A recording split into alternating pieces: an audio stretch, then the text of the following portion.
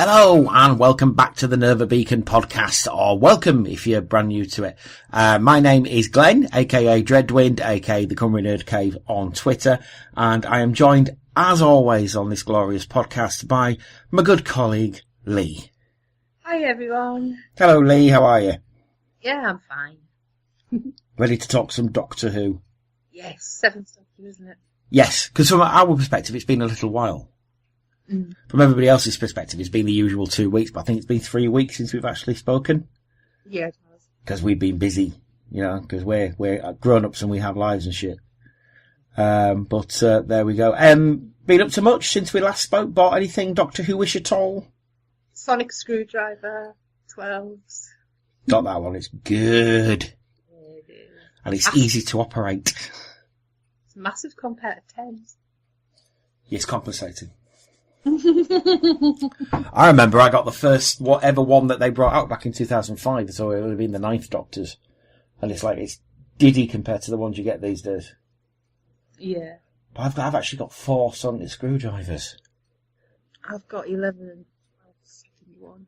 Yeah, I've got 11, 12s, I've got 3s and I've got 4s, because I got 4s in the Terror of the Zygons box thing that I've got. So, yeah, I need more. So do I. Every time I watch the pilots, I get jealous of all the Sonic screwdrivers on 12's desk. Yeah, I used to have River Songs as well. No, I never had that one. That was good, actually. That was fun, because it had the little panel you take off, so it's got her chip in it. Mm-hmm. So that was pretty cool. I kind of want... the trowel. Well, say again, sorry? I want the Sonic trowel to give Lucy. Yes. I want the laser scalpel as well, the laser lance thing that he had, the laser probe. Yeah. That 6 had. Yeah. But they'll never bring that out. But there you go. Other than that, any other Doctor Who stuff that you've been buying or watching or consuming? The soundtrack for the last season. All right. That got released not so long back. So. Oh, cool. Any good? It will be good, obviously. It is. It's got quite a few tracks that weren't released on television. Oh, cool. Because, yeah, he's obviously he's not going to be with us anymore, is Murray Gold, on the next series. Which is a shame, because I would love to see 13 use I Am the Doctor. Maybe they might, or they said they weren't going to use anything from the past series. No, they're not anymore, and that's a shame, because I always thought I Am the Doctor's a great thing, but I guess it's intrinsically 11s, isn't it? Which I guess, and that also means you're not going to hear the ooh, that one. Because you did hear it at the end of 12s, didn't you? Yeah, the regeneration thing. Yeah. But then we're not going to hear it anymore. But hey, there we go. Never mind. Anything else? That's it. Cool. That's good though. Nice bit of music and stuff. As for myself, I went to the Swansea Comic and Gaming Convention yesterday, the third one, which is pretty good. It's in the Brangwen Hall, where they've filmed some Doctor Who. They have filmed there before. You know when, what was it, Vampires of Venice? Yes. You know when 11 walks away from the building where the Queen, or the Duchess or whatever she is, and he walks down those steps? Yes. I'm pretty sure that's Brangwen Hall. So they have filmed there before. It's quite a big, austere-looking building. And yeah, they did have some Doctor Who stuff in there, as obviously it's geeky stuff, innit? No cosplayers that I saw, because it was a lot of Star Wars and a lot of anime, as is the norm at these things, but there you go. But I did buy 2 of the new Target novels that they brought out. I bought the City of Death novelisation, and I bought the Day of the Doctor one. So that's pretty cool. I can't wait to read them. Especially City of Death. I've been waiting, 30 odd years for that. I don't know. It's because they never brought it out, did they? Because Douglas Adams obviously had any of the Douglas Adams stuff that he did, they never released, because I guess he was asking for too much money. Quite possibly. Yeah, fair enough, Douglas Adams. And obviously Day of the Doctor, they weren't doing Target novels by that point, but Moffat wrote it, so I'm going to like it, aren't I? So, and I love Day of the Doctor. Although apparently people don't now. Apparently it's cool not to like it no more. Oh, like that one. I fucking love Day of the Doctor. There's people out there say, I don't like multi-Doctor stories. Like, what? What? Why? I don't know. One of them's Kezia from the Sign Lady, so I'm gonna, if we ever get him on. Yeah. And Beth keeps saying, I'm gonna come on. It's like, come on, Beth. I've listened to your podcast, first episode. It's very, very good. Mm-hmm. Even though there's some guy on Twitter. Apparently there's a point where, no, apparently, I heard it. But there's a point in it where they're, having a go at some idiot who's having a go at them, because they're ladies who like Doctor Who, so fuck them, right? Oh, God. Bloody women. Terrible, horrible people. Just forget about this. Bloody women having a vagina and like in Doctor Who. Twats. How dare we? So somebody had a go and they said, get in the sea. Basically, I'll just fuck off back in the sea. To which my mind always goes back to Stuart Lee with that, because it's like, you finned cunts. But yeah, anyway, explicit tags on this one. But yeah, some bloke had tweeted him saying, I listened to the first episode up until the point where you said, get back in the sea. And it's like, I'm not listening because it's not inclusive anymore. Oh. Because I'm old. Well, we've had a lot of that this week, haven't we? Because, the Doctor Who magazine live tweet watching series things come back. Because they used to do it back in the day, didn't they? Yeah. And they're young and diverse, and there's women in there, and so people are moaning like fuck. Now I had a bit of a moan because Claudia Berlin's in there. And Claudia Berlin, I like her, but she moans like fuck a lot of the time, so it's going to be interesting to see if she's a bit more measured. Mm-hmm. That's it, I like her. There's nothing wrong with her intrinsically, but she doesn't like Moffat. She's part of the whole he can't write women brigade. Yeah, I'm it's not part of it. I think he can. Yeah, I think he really can. It's difficult. It's difficult because you've got to toe that line between writing interesting characters and being a show that's accessible to kids. Mm-hmm. It's always been difficult, and I think he can write women. I think we'll go all about this when we progress through the Doctors. That I personally believe that RTD was the one who couldn't write women for a toffee. But there you go. But anyway, the point of the matter is that the Doctor Who magazine tweets team is really, really young, because that's, I guess, their target audience now. Mm-hmm. Yeah. And of course all the old fans are going, no, they're fucking too young. Oh, they're not going to know. They're going to shit all over it. And it's like, well, number one, they're not. Because if they're intelligent, they're going to say, well, yeah, all right, so it's different to the Doctor Who I grew up with, but it's a different time. Yeah. And I mean, I would have liked a couple of old crusty twats like us in there. Mm-hmm. Just to fill it out and just say, if nothing else, to give context. Yeah. And say, well, look, when we were kids, this was considered fast-paced. Yeah, and it's difficult. I realise if you're 20 years old, you've grown up with television being 45 to 50 minutes long. Yeah. Because you've grown up with a lot of American shows that bang, bang, bang, 45 minutes, Buffy the Vampire Slayer sort of thing. I'd say that started surrounded by Buffy. Oh, absolutely. If you've got a head on your shoulders, you know that RTD was completely influenced by the Joss Whedon model Doctor. If Joss Whedon hadn't done Buffy and Angel, there would be no Doctor Who as we know it. Yeah. So, that's absolutely why. And because people don't have the attention span they had years and years ago. Because there's more than 2 channels on the telly and stuff, so. Yeah. Oh, you think that when people say that Moffat's storylines are too complicated, and I'm thinking, no, they're not. No. What they mean is that RTDs were too, I don't want to say dumbed down, because they weren't dumbed down, they were simple. Because that's his story style, RTD. Well, again, we'll get into that when we go into it. RTD is all about character over plot. Mm-hmm. And Moffat is kind of plot over character. Mm-hmm. So when, again, going back to the Time Ladies podcast, they got about Clara's character and they say, well, she wasn't really fleshed out. We didn't know much about her background or her family. It's like, well, do we need to? No. Is always my point. I knew nothing about Sarah Jane other than that she had an aunt. Well, we didn't know anything about Amy Pond's parents, apart from the she didn't have any. Well, I think over in the RTD era, the families overegged the pudding. The only family member of Donna's I was interested in was Wilf. Yeah. And he was only there because the original guy who played her dad sadly died. But anyway. So yeah, that. So there's been that controversy going on. I did, however, at the con buy something else, which is awesome. Doctor Who shower curtain. Oh, how awesome. It's a TARDIS shower curtain. It's like it's how getting older we get excited about household goods. I know, right? Well, I bought it thinking, do you know what? It's not frivolous because it's something I need. I need a new shower curtain, so, justify it to myself. And it's like, yeah, you do that, Glenn. But it's got transparent windows as well. Yeah. So it's awesome. I just need shower rings because it doesn't come with them. That's bloody swizzes that, but I'll get some of those and get it up and and then put it on Twitter and Facebook and stuff. Apparently I'm on Instagram. Yes, you've got an Instagram. Do I?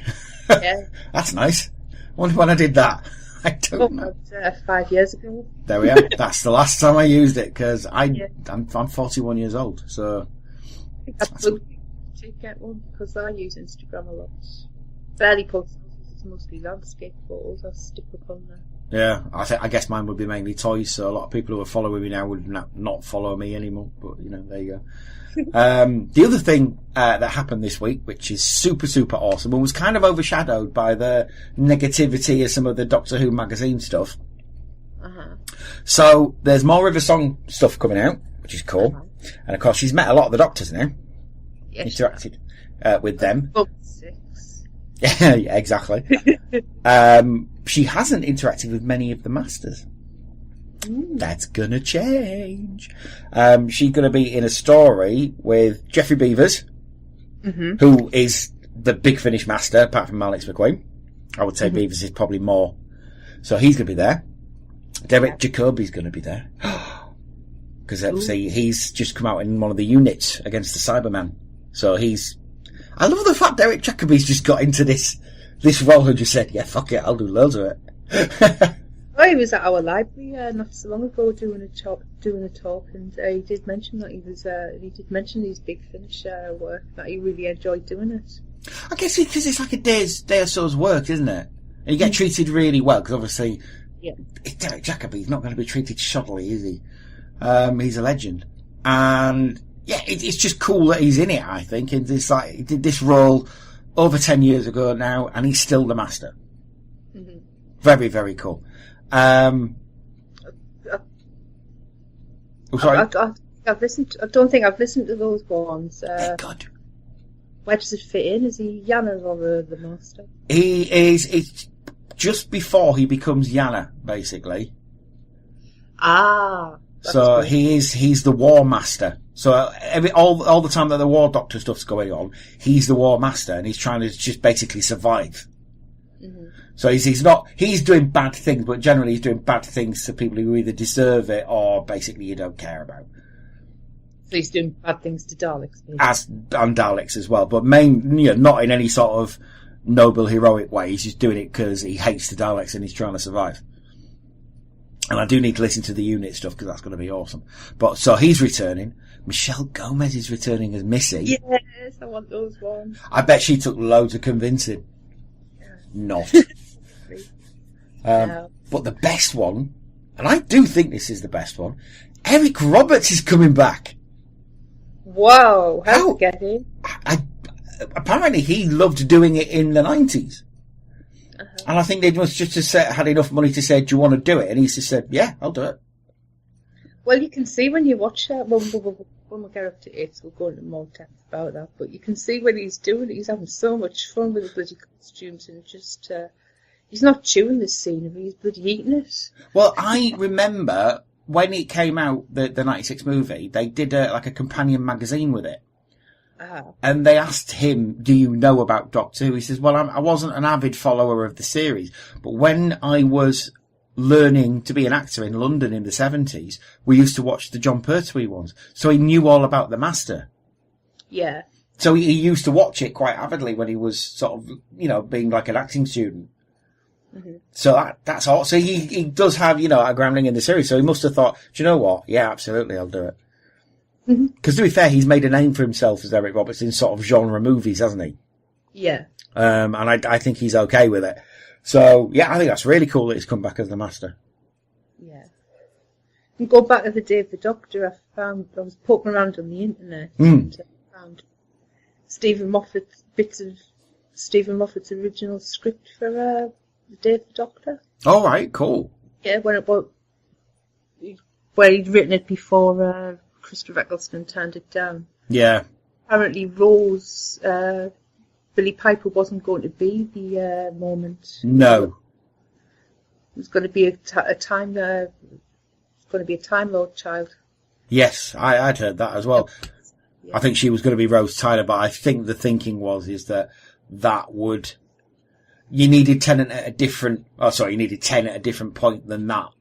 Mm-hmm. Plus, because it's Moffat, he wanted to tie up the whole Queen Elizabeth thing. Yeah. From Shakespeare Code, sorry. From Shakespeare Code, he wanted to tie that up, and he did. And I'm not sure how many people noticed that at the time. But there you go. Oh, but there you go. But yes, Eric Roberts coming back as the Master, which is super cool, I think. But there you go. So exciting times ahead. Plus we're getting closer and closer to October. Yeah, we are. And I've been reading about the new characters that are coming, the new companions. All right, okay. Yeah. Spoiler, they're a family. Oh, okay. What, Graham and the kids. Stepkids, is it? No, adopted children. He drags them all off along with the Doctor, but his wife doesn't want to go, so she stays at home. Oh, there you go. Yeah.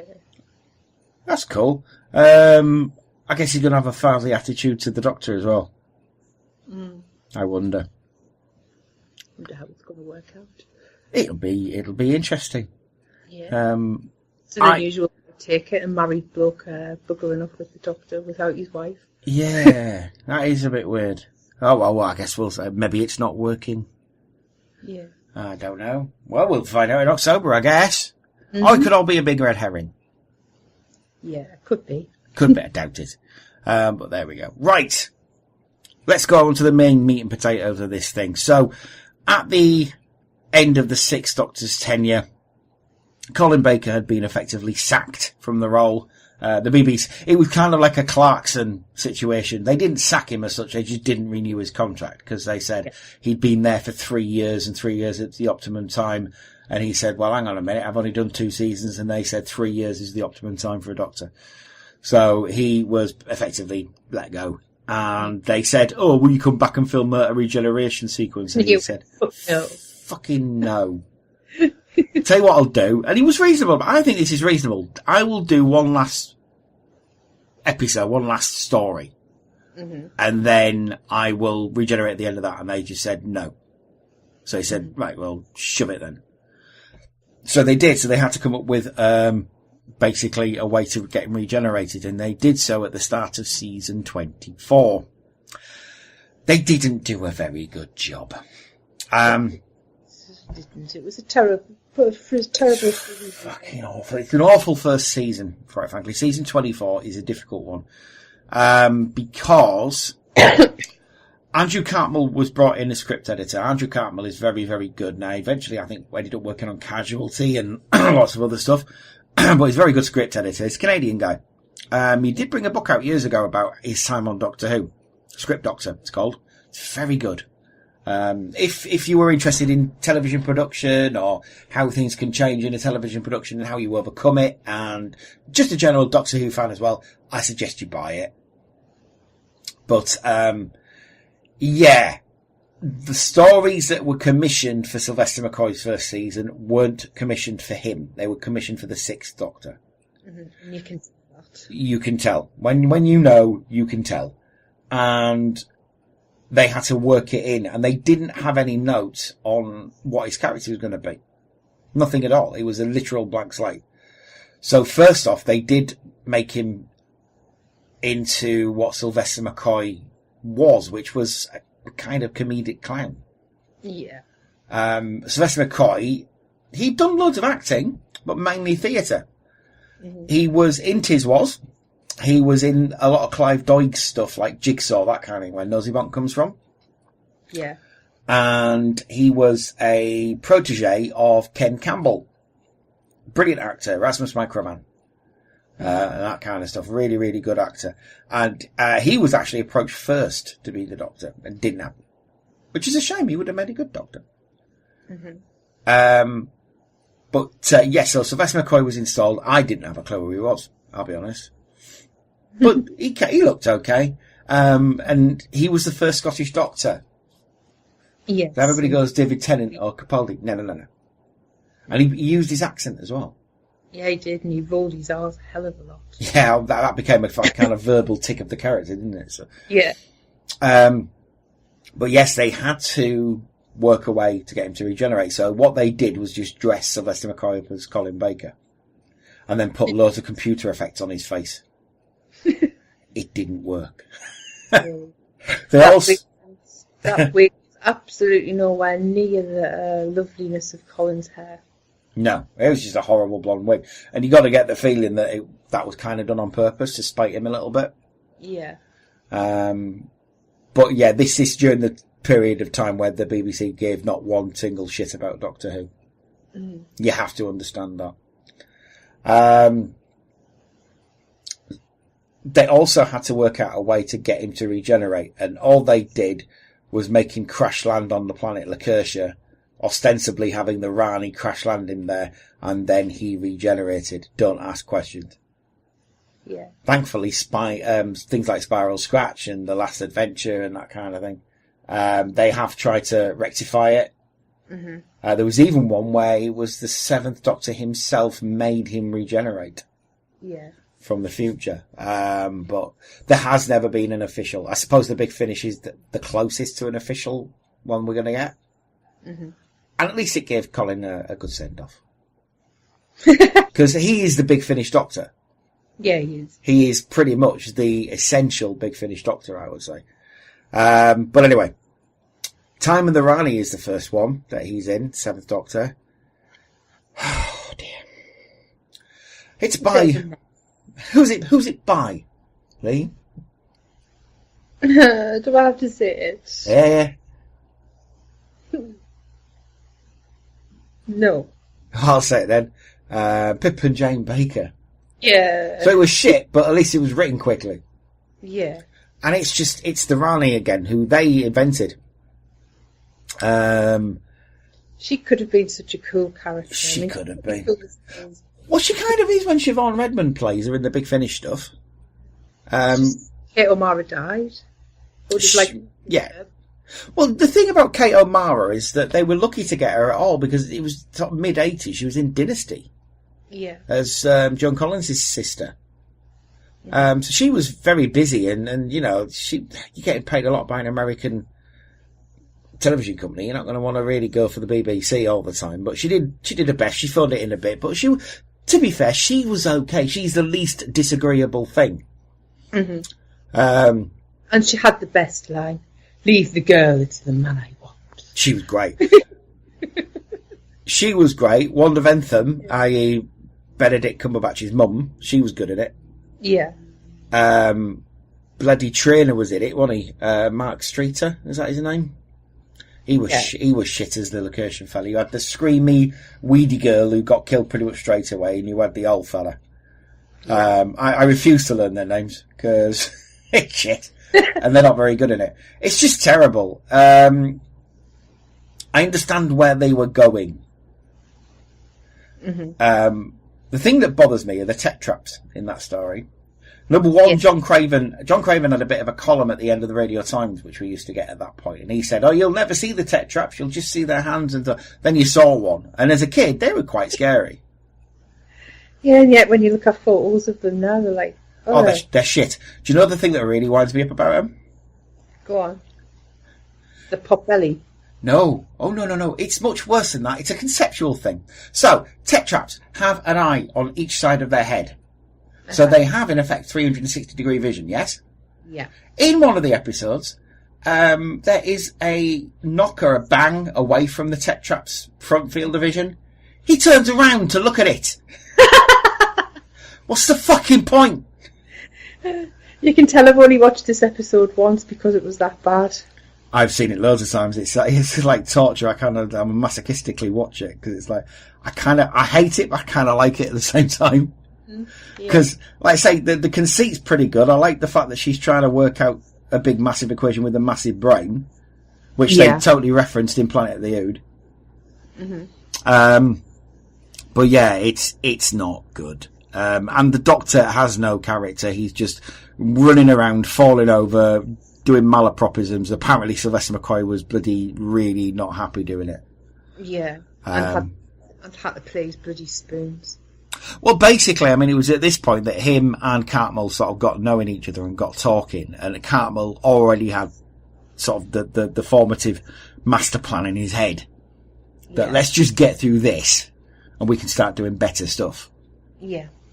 Bonnie Langford's alright in it, but then I will always give Bonnie Langford a pass. Everybody goes on about how shit she is, how terrible she is. Look, she was brought in to do a job. She can't help the scripts that were given to her.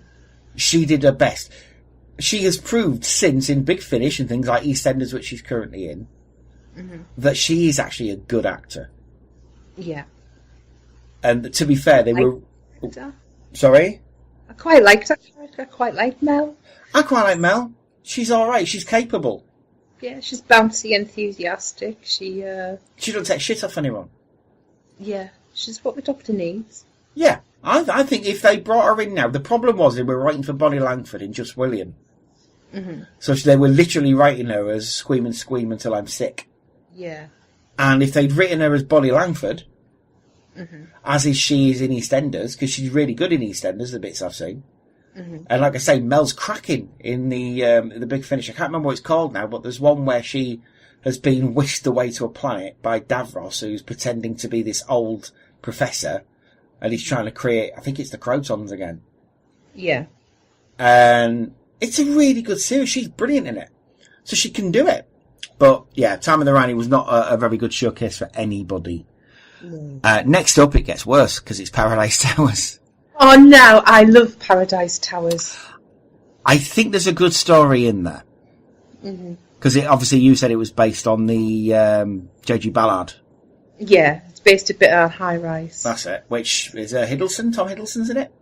Yeah. In the film, and that's an allegory of capitalism, isn't it, and society, if I remember correctly. And this is kind of like that, but it's just dumbed down and infantilized to such a degree that the message is kind of lost. Don't get me wrong. I kind of like the idea of Cragnon being imprisoned in his own creation because he kept saying the only thing wrong with it is people.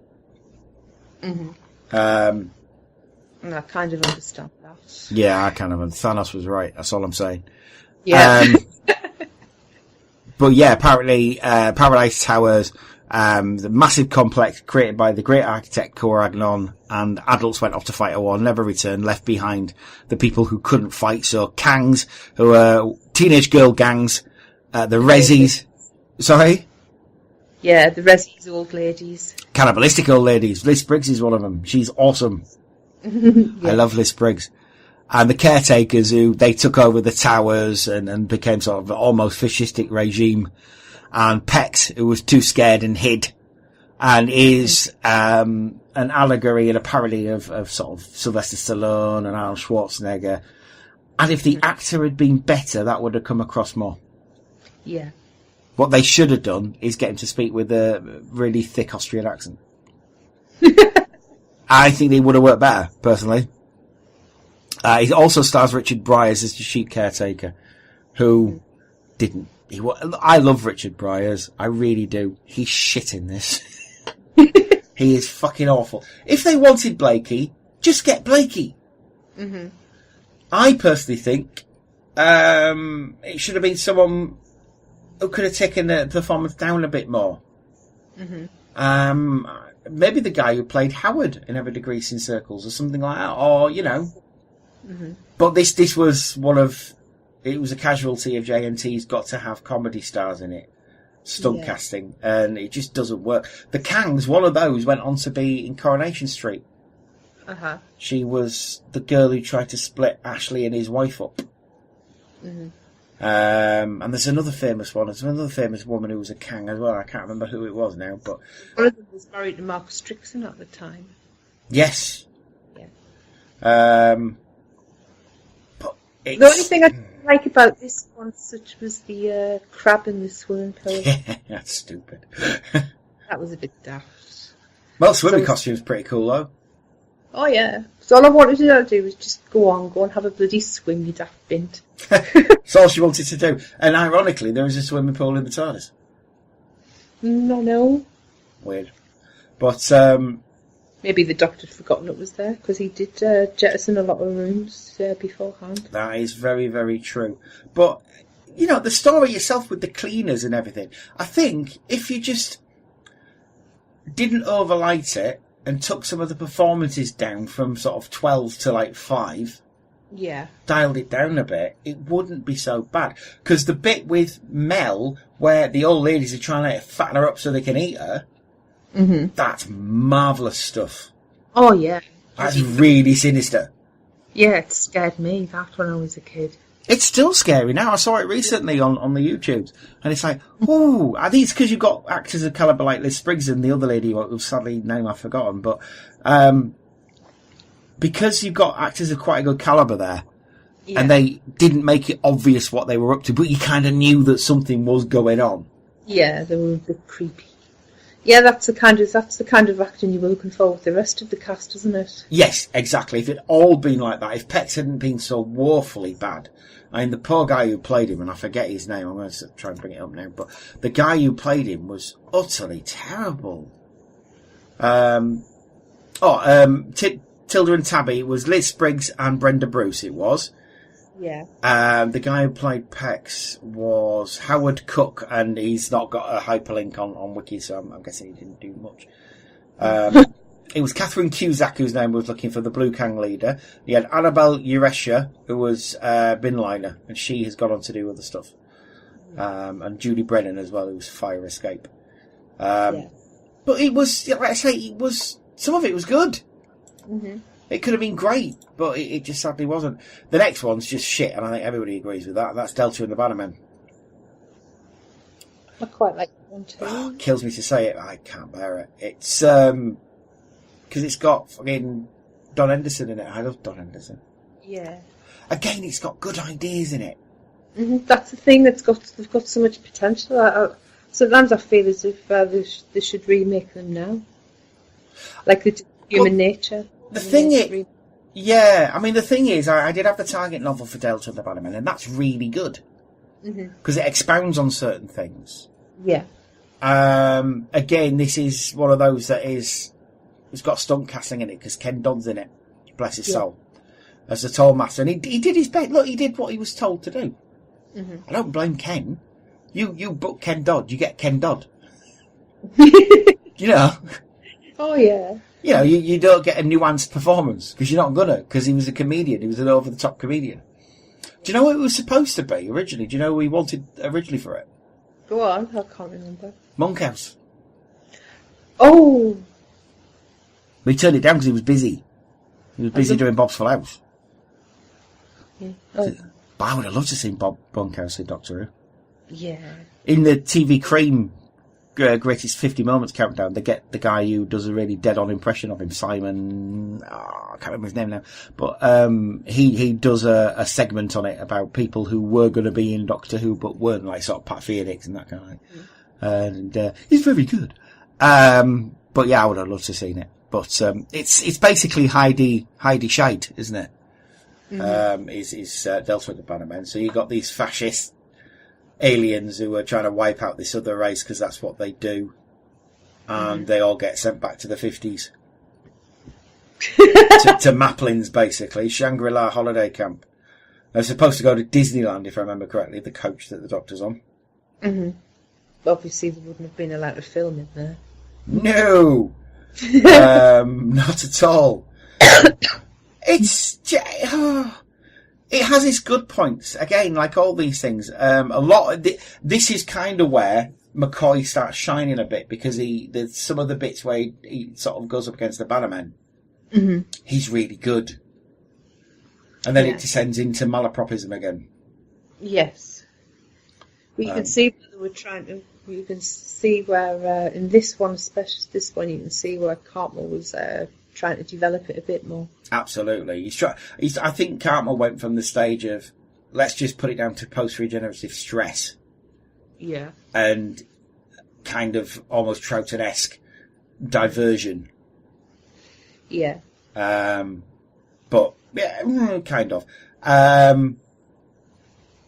Den of Geek thought the story was fun nonsense. I would agree with that. Paul Cornell, Martin Day, Keith Topping enjoyed it. They said it was good. They praised Bonnie Langford, which is good because she's really good in it.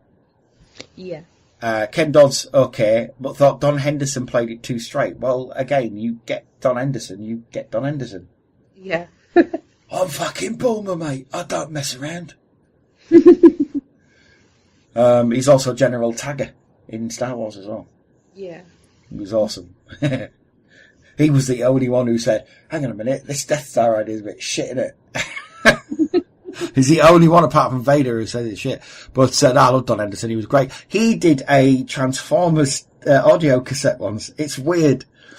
They did a promotion for the special teams in the 80s, and they brought out a tape of some stories about the special teams. And it's Don Henderson doing Megatron's voice. Megatron shouted at Starscream, you fucking toilet. No, he didn't say that, but I wish he had. It'd been great. But anyway, Stephen Moffat in 2015, there's a character in it called Garonwy, and it's played by Hugh Lloyd, I think plays him. Hugh Lloyd, who was a great old actor, who was in everything. And he is sort of the wise man who knows all about what's going on with the Bannermen and Delta and that. And there's a fan theory for years that Garonwy is a future incarnation of the Doctor, and Moffat's basically said, yeah, pretty much. He said the idea fit well with the Doctor's line about retiring to become a beekeeper in the name of the Doctor. Mm-hmm. Because that's what Garonwy is. He's a beekeeper. So he's the curator at some point, and then from the curator he probably goes to Garonwy. Yeah. That's cool.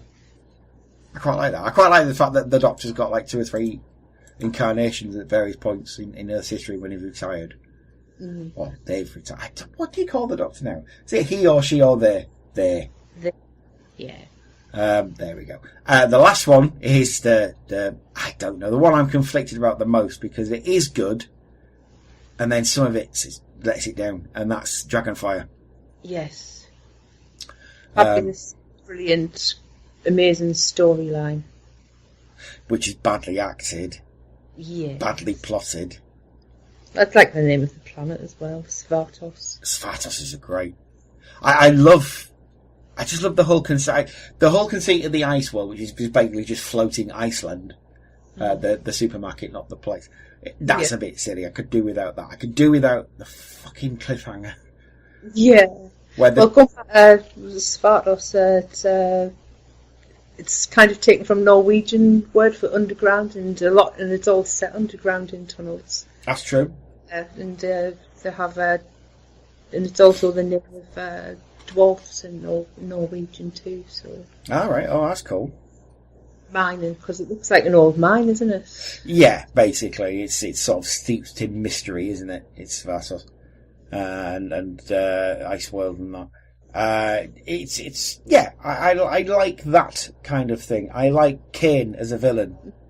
He's very good. Yes. And Ian Briggs, obviously, he wrote this. He went on to write The Curse of Fenric. Mm-hmm. But Edward Peel is quite good. You got Patricia Quinn as well, who plays Bellas. Patricia Quinn was Columbia in the Rocky Horror Picture Show. You've got Tony Selby's back as Sabalon Glitz, which is brilliant character. Pretty cool. They never did anything else with him on television. Such a shame, because he'd been a really good character to kick off against 9.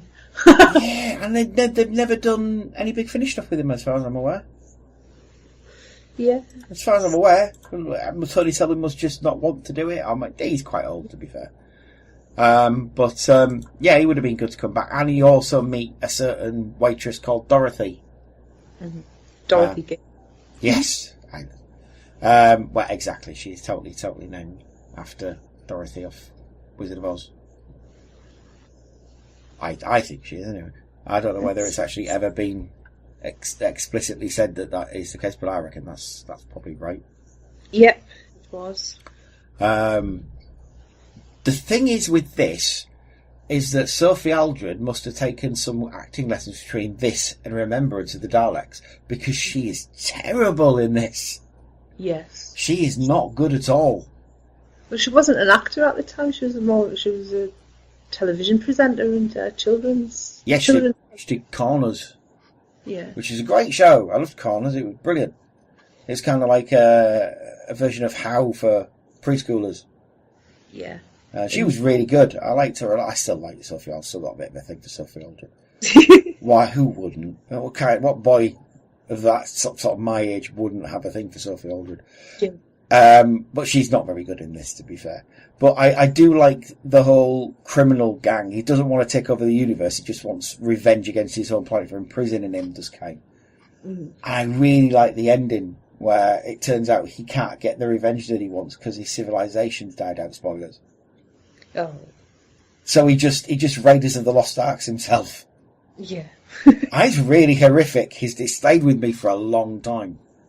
Mm-hmm. But the bad things about it, you got the dragon itself, which is shit. I'm sorry, it's not a good animatronic. It's rubbish. It's totally derivative of the xenomorphs from Alien. Mm-hmm.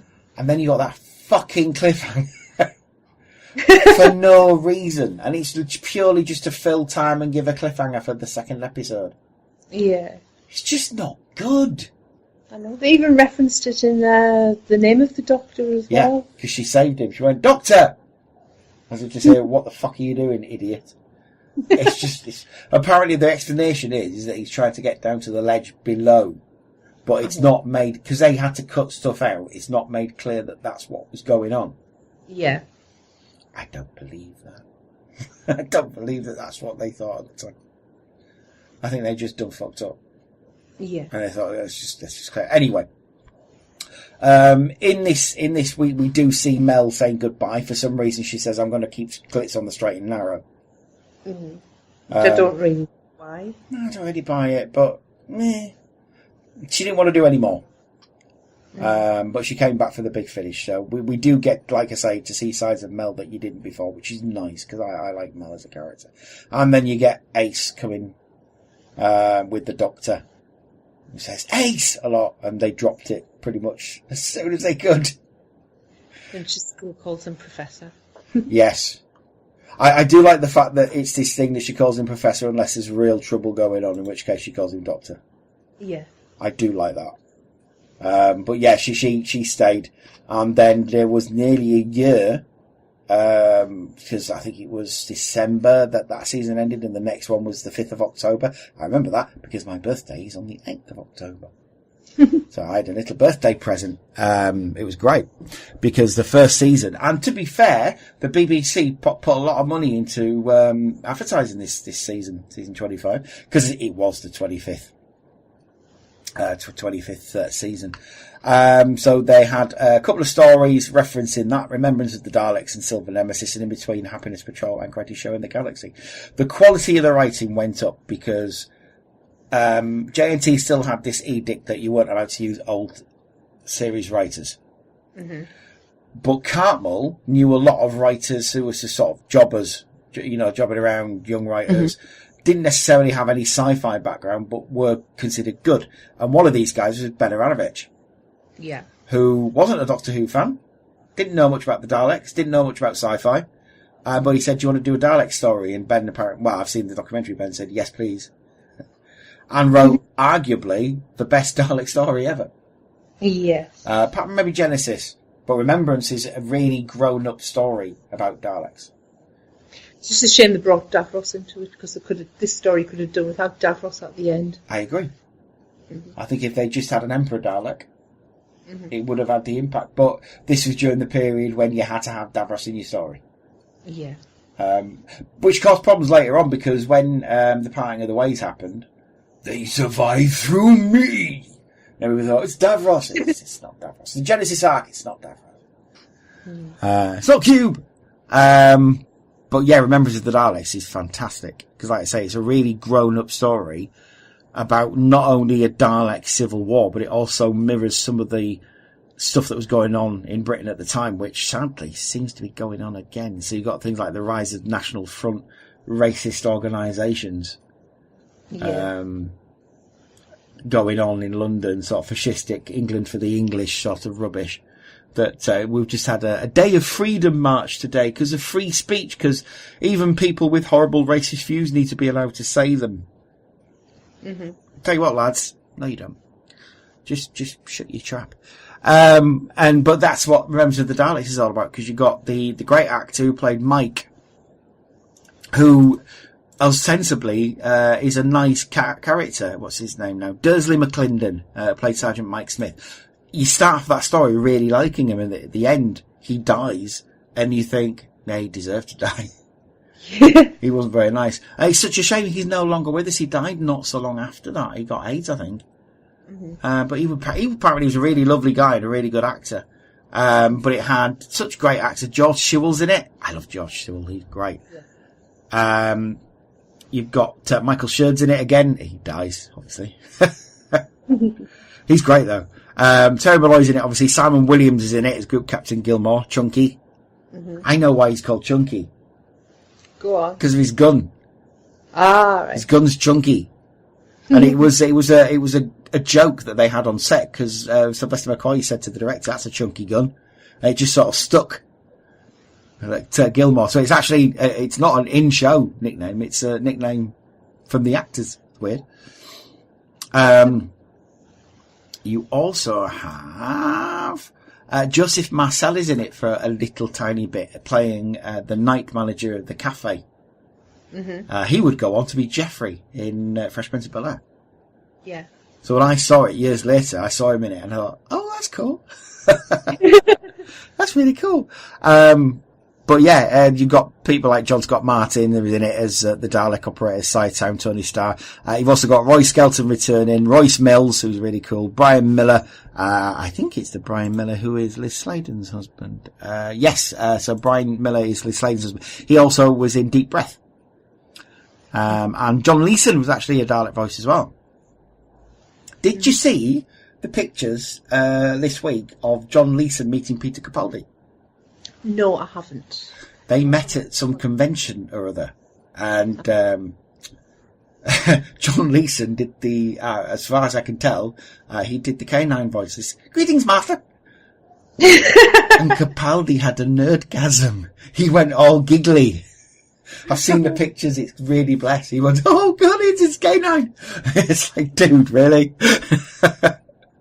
Such a fucking nerd.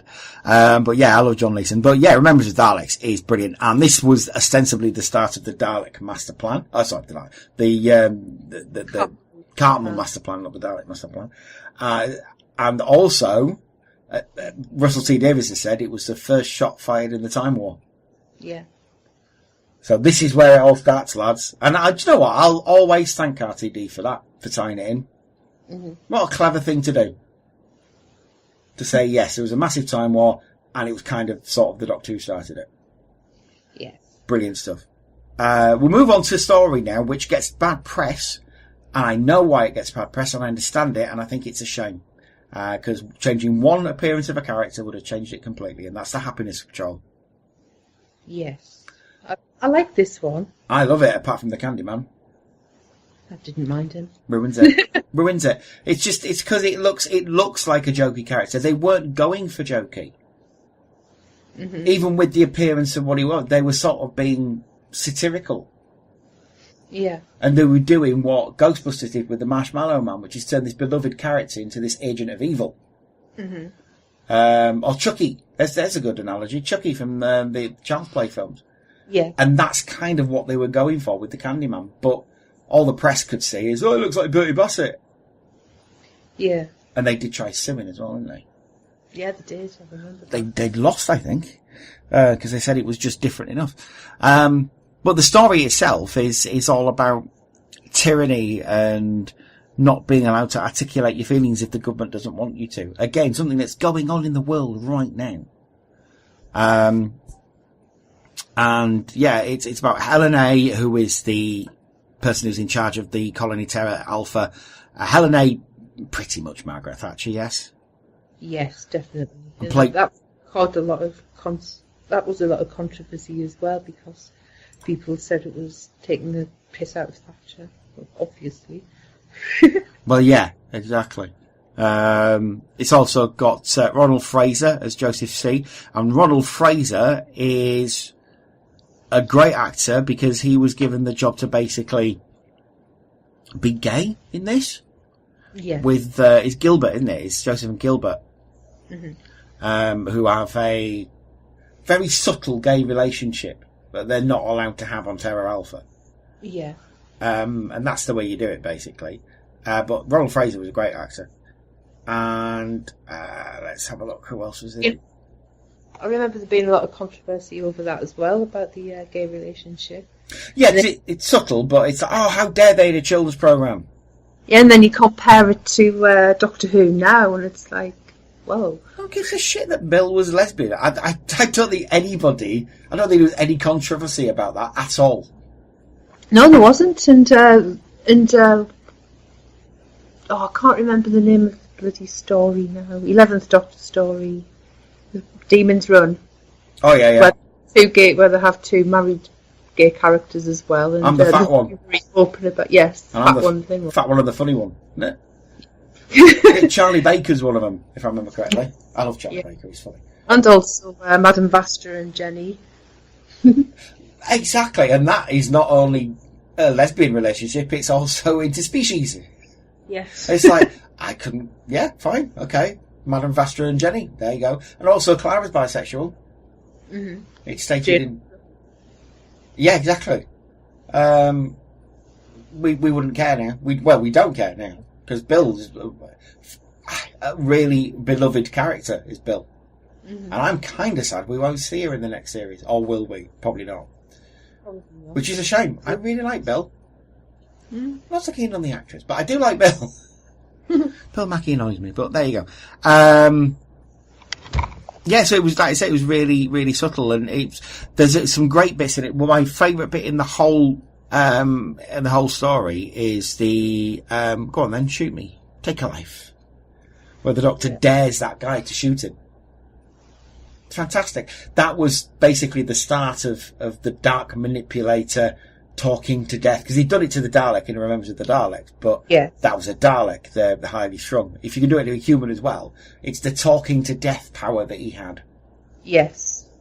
Because he kind of did it in the Happiness Patrol, and it was not the Happiness Patrol, Paradise Towers, where he was being interrogated by one of the caretakers, and he turns it around so he's interrogating the caretaker. Yeah. So that was Cartmel sort of starting it, and it happens in this as well. I really, really like the Happiness Patrol, and I really feel if they'd got someone instead of the Candyman and made it a human character called the Candyman. Mm-hmm. Well, they kind of updated it for the 12th Doctor storyline anyway, with Smile.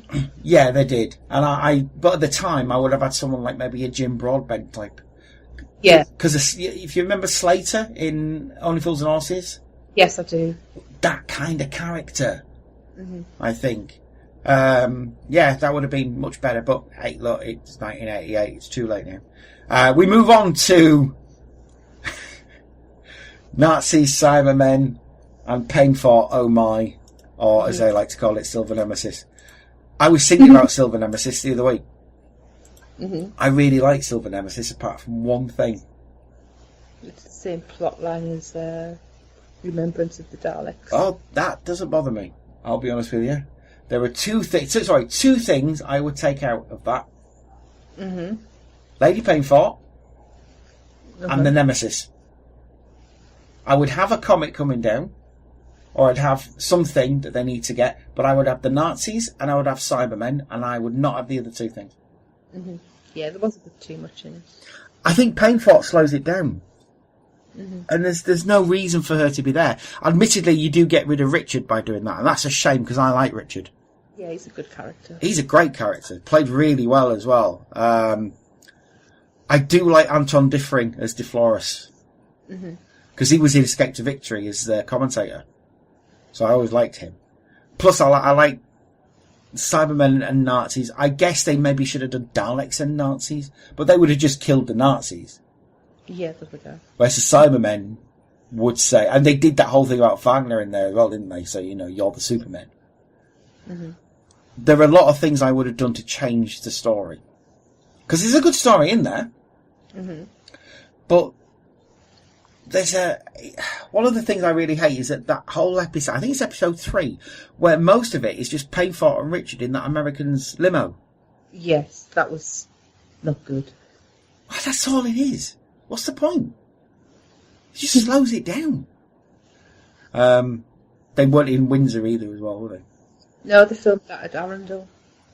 Because Windsor said no. And the whole thing about it's got to be a certain weight before it can be activated, so the bow and arrow needs to... That's just stupid. And it just went too far down the whole, ooh, the Doctor's dark. It's like, yeah, great. All right then. Whatever. I mean, I say it's a good story. I do like a lot of I like the Cybermen.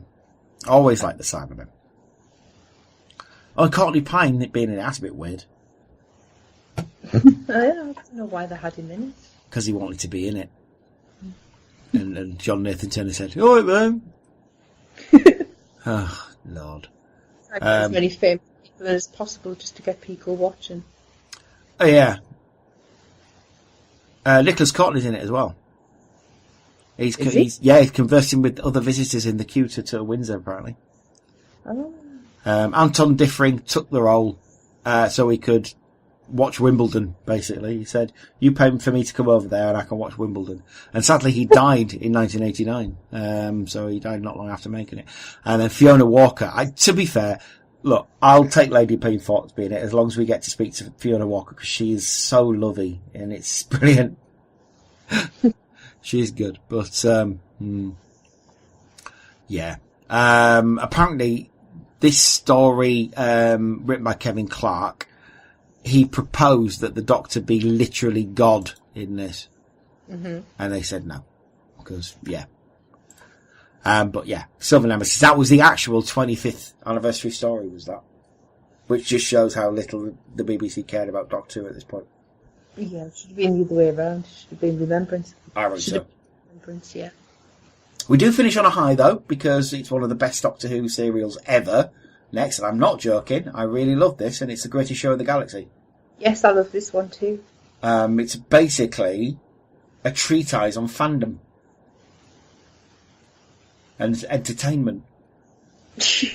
And it's got Adrian Mills in it.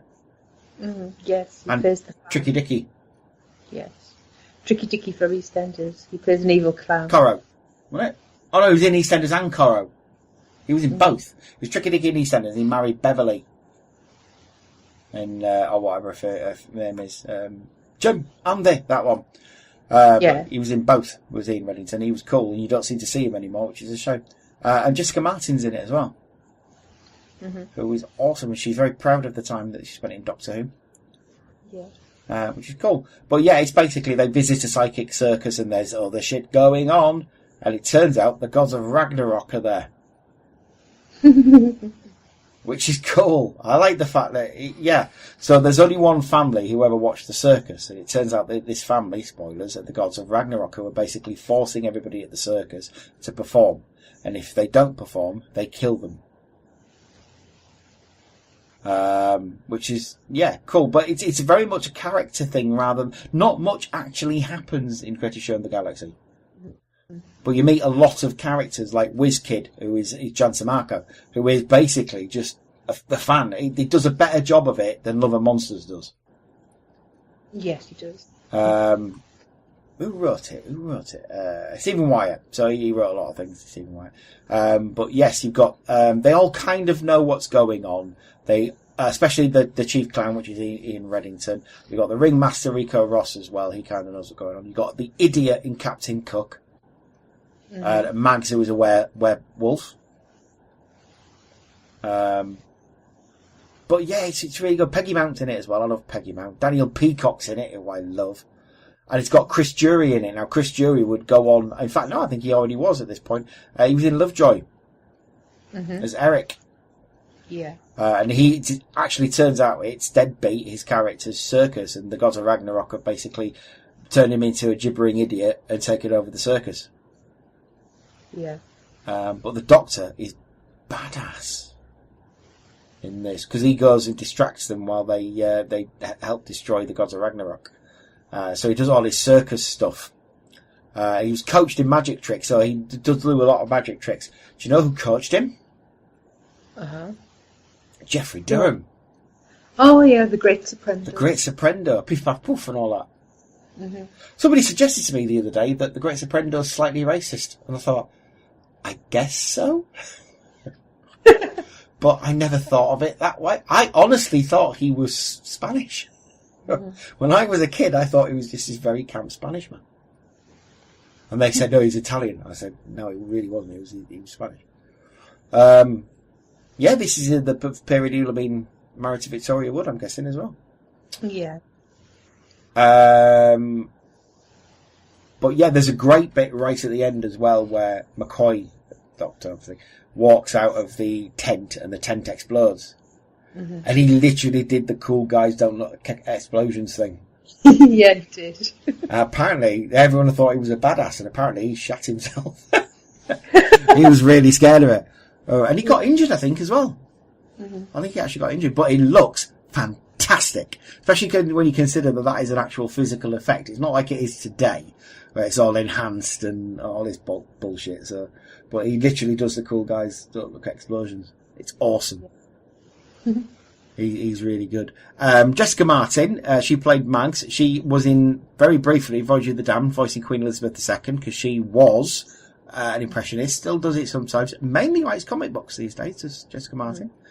Ian Reddington, like I say, he played Nobody No One, A Death in the Family. That's pretty good. And Daniel Peacock's brother Harry, Ray Bloody Purchase, he was Silence in the Library and Forest of the Dead as Proper Dave. But yeah, I don't think that Dad was in any Doctor Who's though, was there? Is it Trevor Peacock? He was never in any Doctor Who's, I don't think. I don't think so. Most famously known as No, yes. In Vicar Dibley. But yeah, that was, I thought that was a really good end to the season, was Great Show in the Galaxy. A really good, underrated story. The next story, so season 26, the last season of classic Doctor Who, ladies and gentlemen, starts with the story, again by Ben Aranovich. And people seem to not like this story, but I love it. It's Battlefield. Battlefield's brilliant. Apparently a lot of people don't like it. What's not to like? It's got the Brigadier in it. It's got Jean Marsh in it. It's got the dude who played King Arthur in Army of Darkness in it. And it's got the guy who plays Frobisher in it. But yeah, anyway, they are sent, a Doctor and Ace, a distress signal, and they materialise the TARDIS in Lake Vortigern in England, and it's actually, excuse me, it's Brigadier Bambera, I think, who set the distress signal off. Oh no, it isn't. It's the ship under the lake. Brigadier Alistair Lethbridge Stewart has been replaced because he's been retired, and Brigadier Bambera, who isn't in anywhere near as much stuff as she should be. Angela Bruce. She never returned to the role either, which is a shame because I liked Bambera. Yeah, she was a good character. Just she wouldn't take no shit. I like characters like that. But yeah, she basically says, "Who the fuck's this?" She's in charge of a nuclear missile convoy. She doesn't really like, doesn't really like the Doctor or anything like that. She finds him annoying. But yeah, they stay at a hotel to the Doctor and Ace, and she meets a young woman called Shu Ying, who shares Ace's love of explosives, and I have a feeling is supposed to get off with. Because Ace is bisexual, ladies and gentlemen. Yeah. They're very subtle about it, but she's totally getting off with Shu Ying. Oh yeah. And then she gets off with your Zora later on as well. Because we'll come back to that one. But yeah, it's all about the Arthurian legend, because Morgaine Le Fay basically comes back because of this interdimensional portal, and Mordred comes back, and they all think that the Doctor's Merlin, even though he doesn't know that he is, but he says, yeah, I probably am. Well, as Rousseau said, if there's a wizard in a fairy tale, it's him. Yeah. Well, I like the whole thing, because it's kind of, it feeds into what the MCU would do with Asgard with Thor. Yes. And say that all this stuff, it's not magic. They're just from another dimension, which is more technologically advanced than we are. So it's the Arthur C. Clarke thing. Yeah. Any higher technology will be perceived as magic. Yeah. And that was what we're trying to do with Doctor Strange. He's not doing magic, he's just doing more interesting things with the quantum universe. Yeah, it's higher technology, which is great. And that's sort of the crux of all this. I like that there's a cliffhanger where Ace is in a sort of a chamber where water's filling up and the Doctor's getting punched around by a sort of defense mechanism monster type thing, an energy beast. She nearly died filming that. Yeah, she did, because it started filling up and they couldn't. It cracked. You can still see it because they still used that take. It cracked and it filled up too much, and she nearly did drown. Yeah, she was panicking, proper panicking. But yes, the person who saves the Doctor and Ace there is the Brigadier. And I love the fact he hasn't seen the Doctor for a while. He doesn't know that it's his face. He's changed his face or anything. He says instinctively, "Always saving your ass."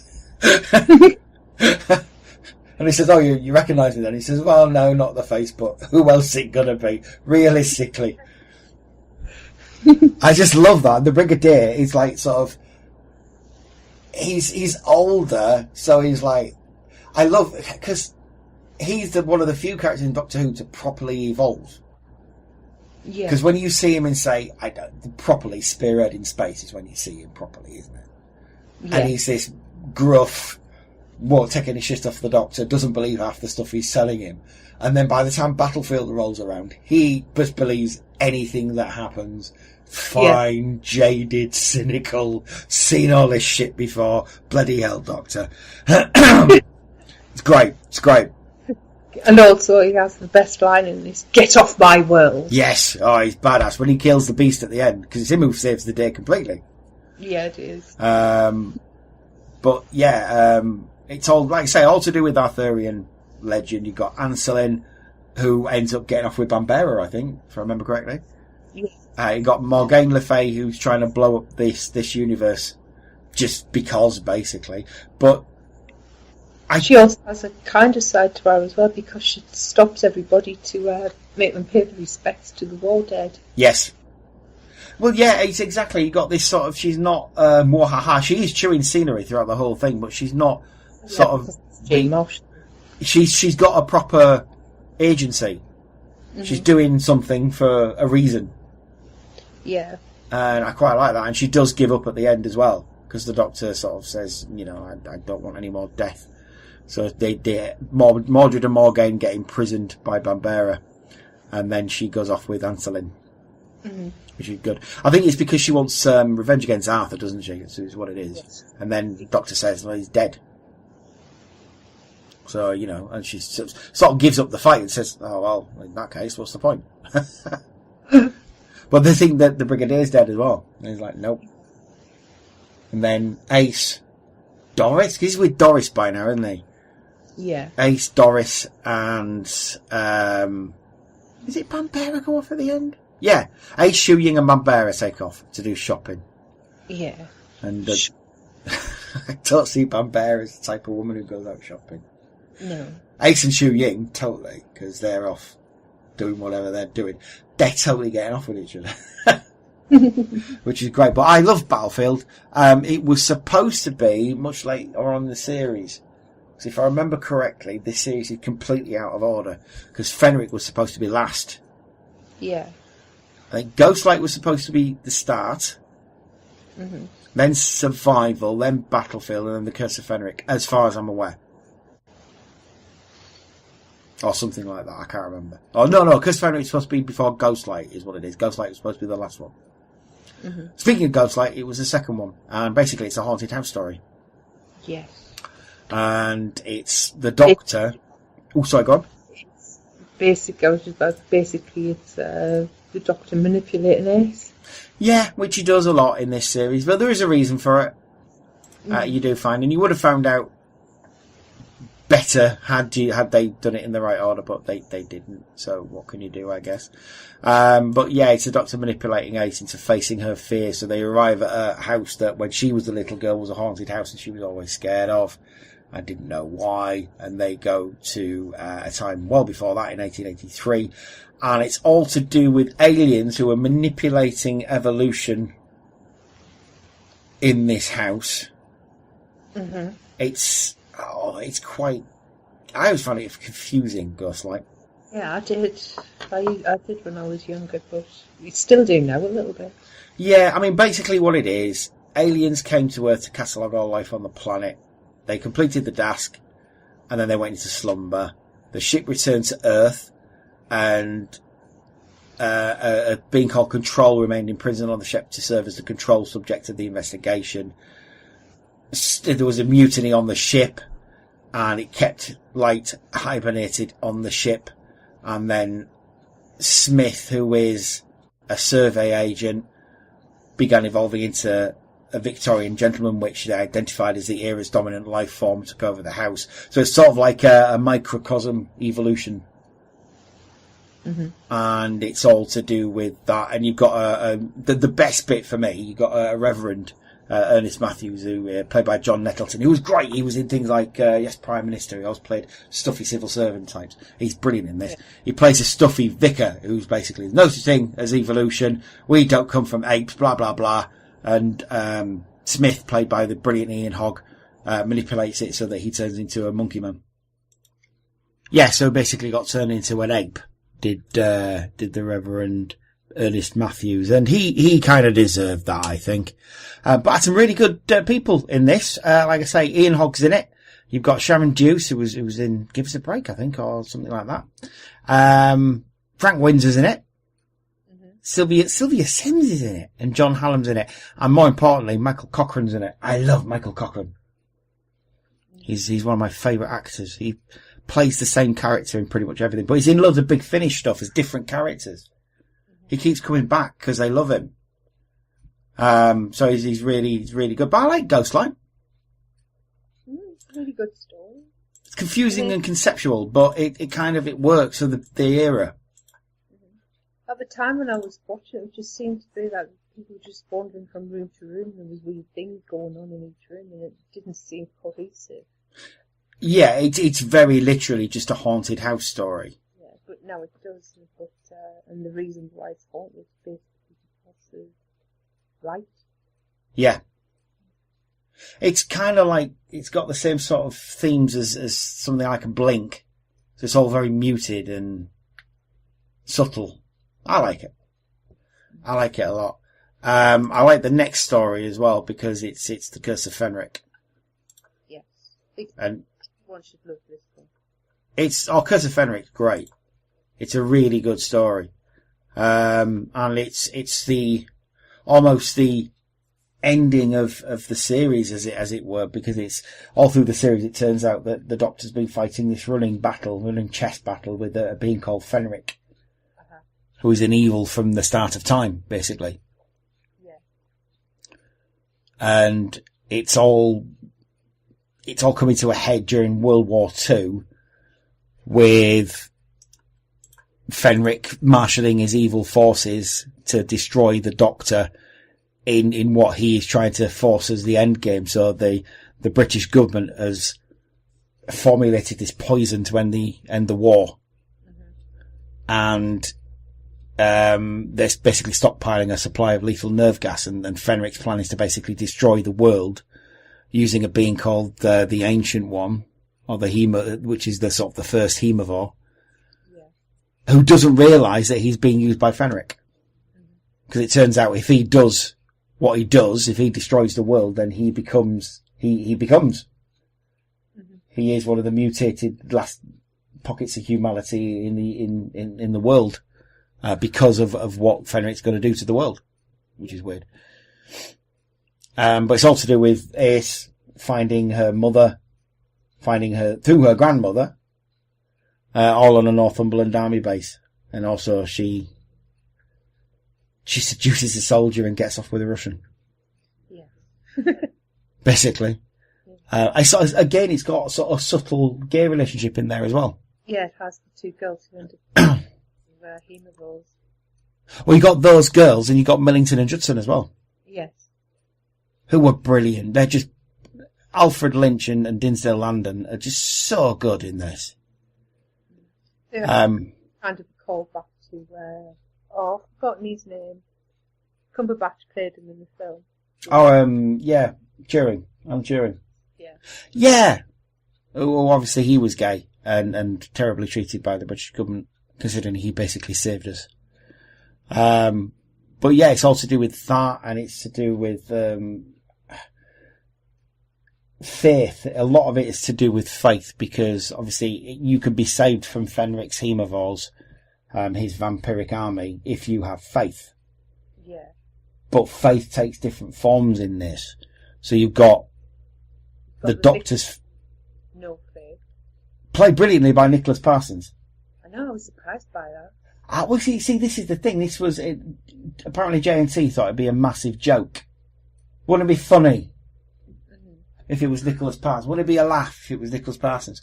Nicholas Parsons can act. He's an actor. Mm-hmm. So he played it completely straight down the line. Yeah. Cartmel said, "Oh, this is fucking brilliant." Apparently JNT was very angry. Oh. Because he thought it'd be funny. He wanted him to make it funny, and Parsons just said, "No, I'm not making it funny. This is serious stuff." So he's brilliant. Christian Anholt's in it as well. Tony Anholt's son. Christian Anholt would be in Relic Hunter and Preaching to the Perverted, which is a fucking terrible film. Oh. Anne Reid's in it as well. Lovely, lovely Anne Reid. She being Doctor Who again as the another vampire. Clear enough. Yeah, it's really, really good. And Tomek Bork, who played Captain Sorin, it was brilliant. He was a Polish actor. He's not been in much else in British telly, I don't think, but he's brilliant in this. Yeah. And there's also that great bit at the end where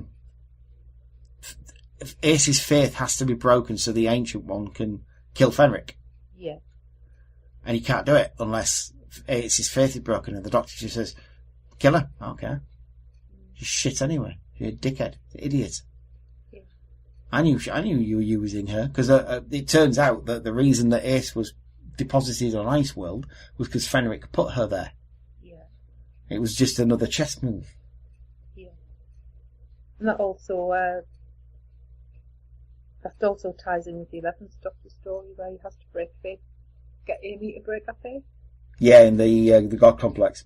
Yes. And again, in the Time of the Doctor, with Clara when Tasha lends the Dalek and she got hold of her.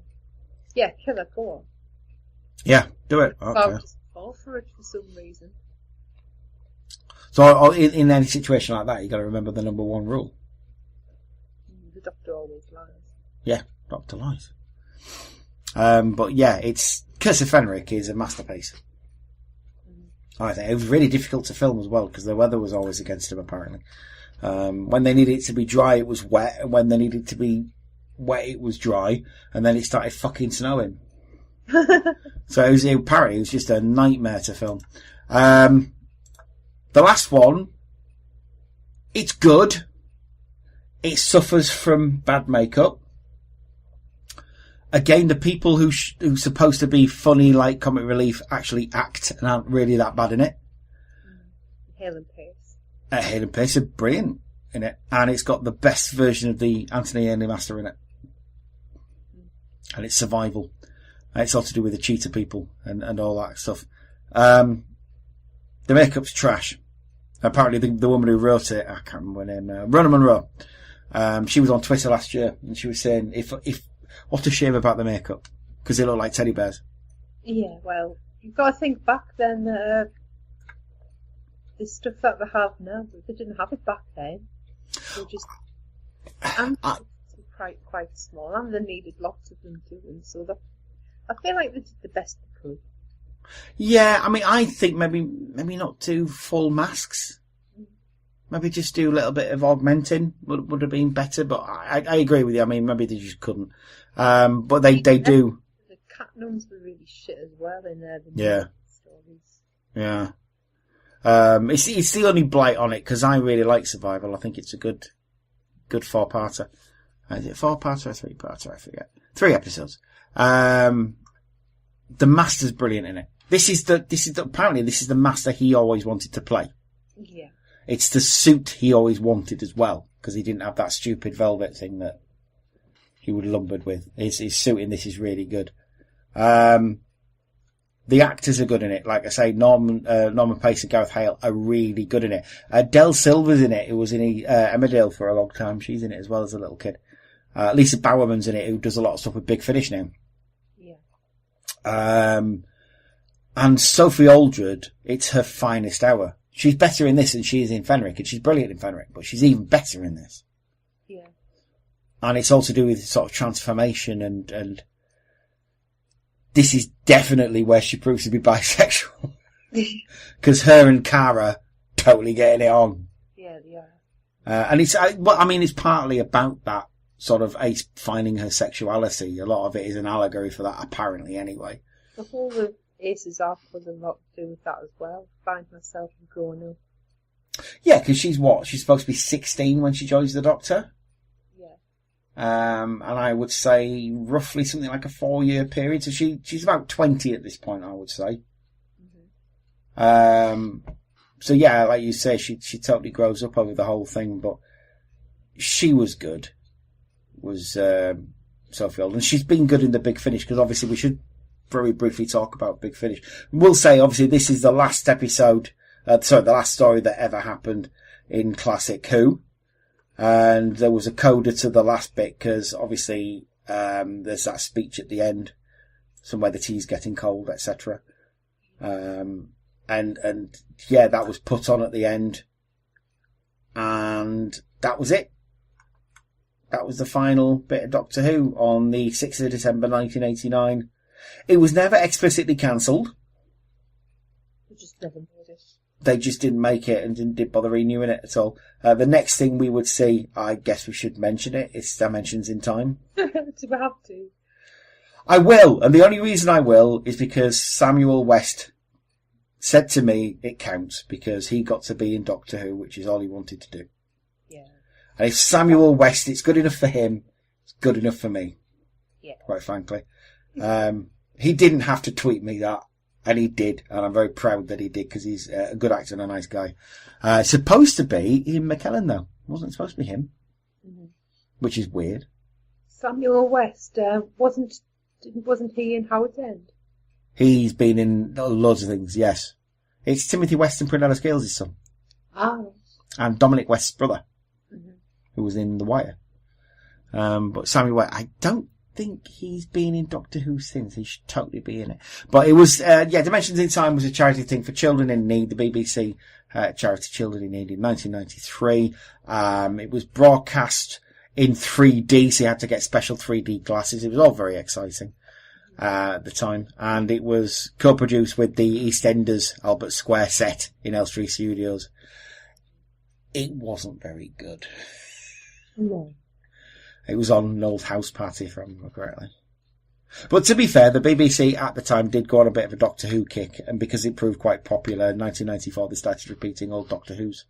Yeah, they did. Which was nice. Like Planet of the Daleks and things like that. I remember being on. Sea Devils was on. Yeah, I remember Planet of the Daleks.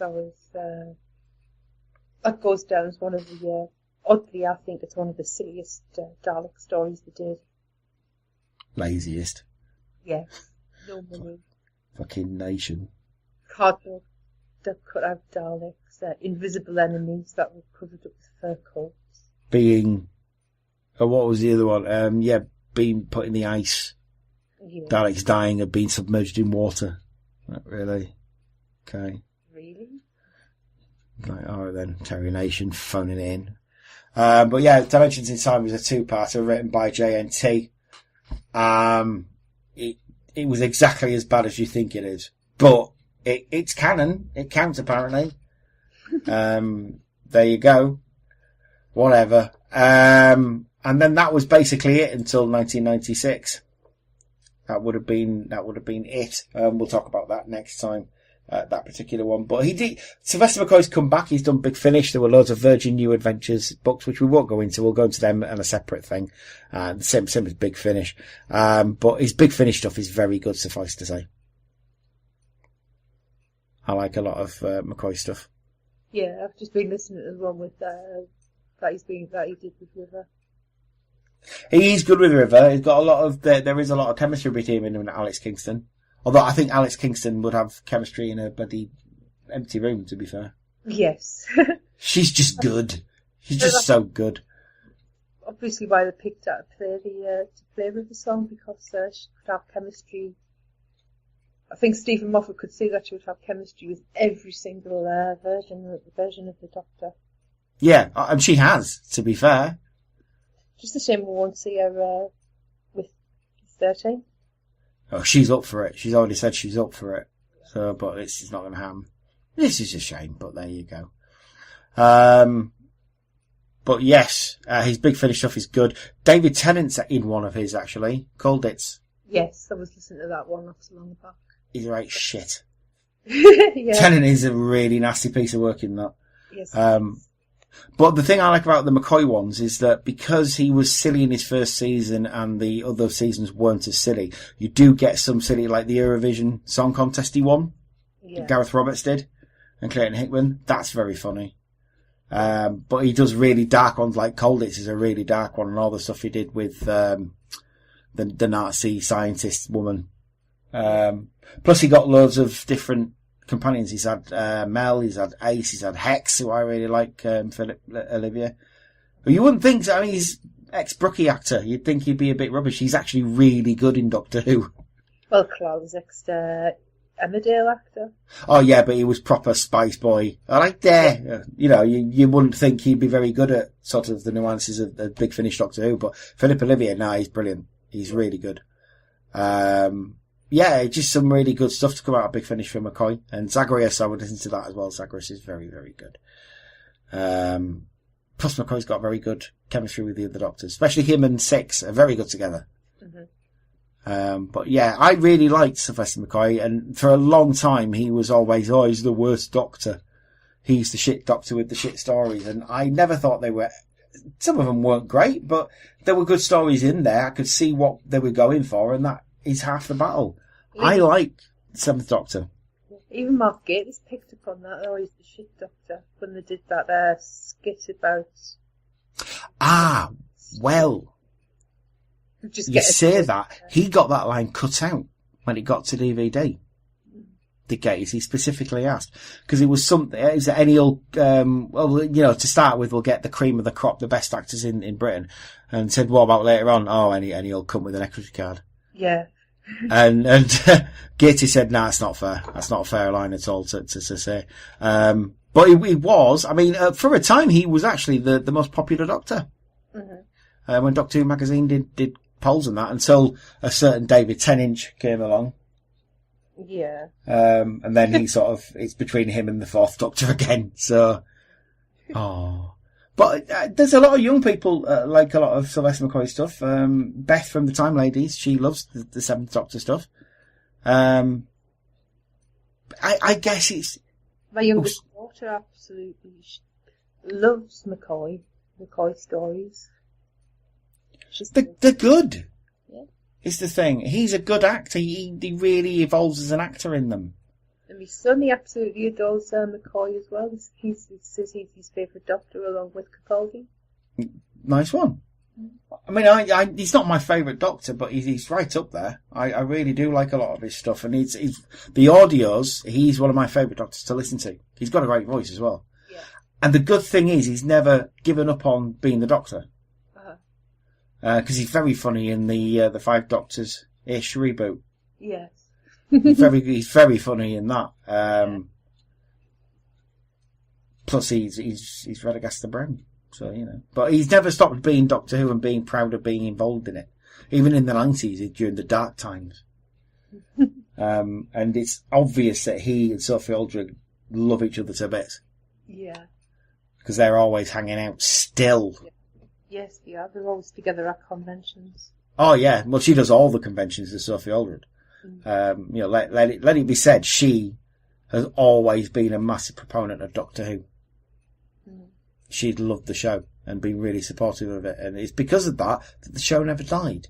That sort of thing. But there you go. That's the 7th Doctor. We will obviously go into some of his stories in more detail at a later date because that's just the nature of the show. But next week we'll be doing the 1996 Doctor Who TV movie. We won't do his Big Finish stuff. We'll do that in a separate one, probably after. Yeah. Hope you enjoyed that one. Leigh. Yes. Somebody wanted to find you on the old wide world of the interwebs. How would be a good way to do that? Go to Twitter, look for Leigh_fits_in. My profiles are locked out at the moment, but if you add us, I won't mind. I'll probably add you back if you're good. Maybe. We'll see. Because I'm fussy. Yeah, changeable like that. Yes. There you go. If you want to find me, we'll do the podcast first. It's Nerva Beacon on Facebook, would be facebook.com/Nerva Beacon Podcast. And also at Nerva Beacon Pod on Twitter. If you want to find me, I'm at Cymru Nerd Cave on Twitter and Glenn Jakeman on Facebook. There we go. Brilliant stuff. Well, Leigh, thank you very much, as always, for co-hosting. It's a pleasure. We will be back in a couple of weeks with some Paul McGann goodness and lots of facts about that. Until then, Leigh, say bye-bye to the lovely people. Bye-bye, lovely people. Bye-bye, everybody. We'll see you next time.